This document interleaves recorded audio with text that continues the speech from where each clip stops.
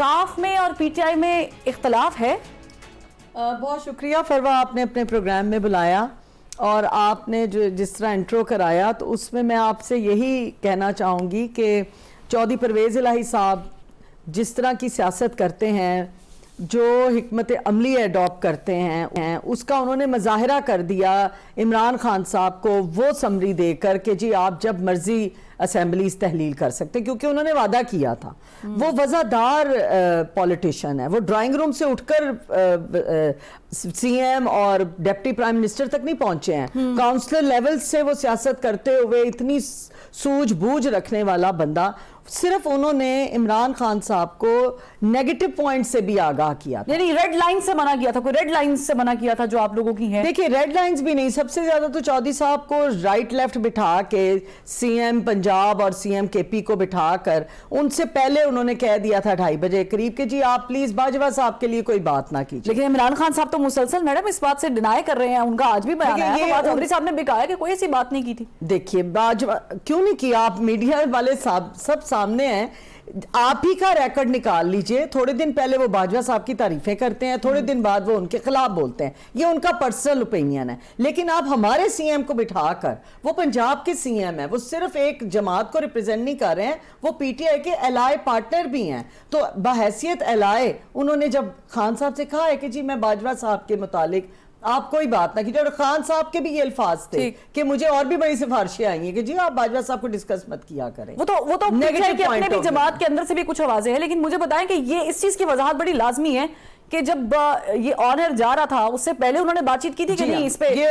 یہ جب آن ایئر ہونے سے پہلے 2:30 بجے جب چودھری صاحب ملے ہیں ان سے، انہوں نے تبھی کلیئر کر دیا۔ ٹھیک، لیکن یہ ایک بڑی کنفیوژن ہے کہ آپ لوگوں نے لکھ کے سائن بھی کر کے دے دی ہے خان صاحب کو سمجھ، کیونکہ انہوں نے وعدہ کیا تھا کہ بھئی میں آپ کی امانت ہے۔ تحلیل کر رہے ہیں آپ لوگ؟ دیکھیے تحلیل کرنا یہ اب خان صاحب کو انہوں نے دے دی ہے، تحلیل کرنے کے بعد obviously آئین کے آرٹیکل 232 اس کے سب کلوز نہیں سوری اس کا آئین کا آرٹیکل 224 سب کلوز 2 کے تحت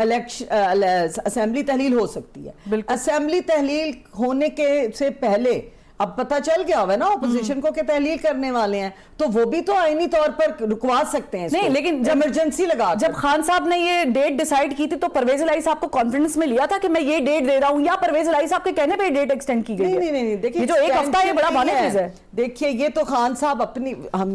خان صاحب سے وعدہ چودھری صاحب نے کیا تھا کہ جی میں اسمبلیاں جب آپ کہیں گے تحلیل کرنے کی سمری آپ کو دے دوں گا۔ اور فرماؤ میں آپ کو ایک اور نیوز دیتی چلوں کہ یہ کل چودھری صاحب نے نہیں لکھ کے دیا، یہ 20-25 دن پہلے انہوں نے لکھ کے دے دیا تھا کہ ہمیں کوئی اعتراض نہیں ہے آپ سے، جو ہمارا وعدہ ہے۔ چودھری صاحب وزادار لیڈر ہیں۔ تو پھر مجھے میڈم یہ عرض کیجئے گا کہ اتنا اختلاف کیوں ہے؟ یہاں سے بات کرتے ہیں، پھر وہاں سے ایک انٹرویو آ جاتا ہے، پھر اس انٹرویو میں ایک اختلاف پیدا ہو جاتا ہے، پھر مونس الہی صاحب بھاگ کے جاتے ہیں منانے کے لیے۔ اختلاف انہوں نے اسمبلی ڈیزالو پہ نہیں کیا، اسمبلی کی ڈیزالو کرنے کے اوپر every action has reaction. ٹھیک، آگے سے کیا ری ایکشن آتا ہے وہ ہے آئین کا آرٹیکل 232 جس کے تحت ایمرجنسی نہ وہ لگا دیں۔ ٹھیک ہے، تو یہ آپشن دے رہے ہیں، یہ آپ لوگ آپشن دے رہے ہیں خان صاحب کو کہ آپ یہ فیصلہ کریں گے تو اس کے بعد یہ بھی ہو سکتا ہے۔ یہ آئیڈیا بحیثیت الائے پارٹنر چودھری صاحب ایک وزادار